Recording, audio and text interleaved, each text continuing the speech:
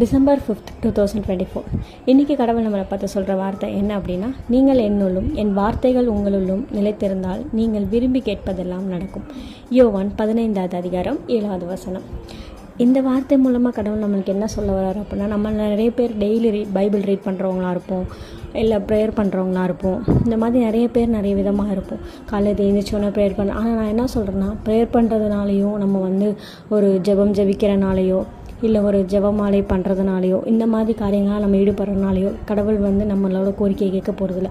நம்ம ஒரு சின்ன வசனம் எடுத்து அதை ரீட் பண்ணாலும் அதை முழுமையாக, ஏன்னா அன்னன்னைக்கு வர வசனங்கள் நம்மளுக்கு சார்ந்து நம்ம கோரிக்கைகளுக்கு ஏற்ற மாதிரி தான் கடவுள் நம்மளுக்கு வசனங்கள் கொடுப்பாரு.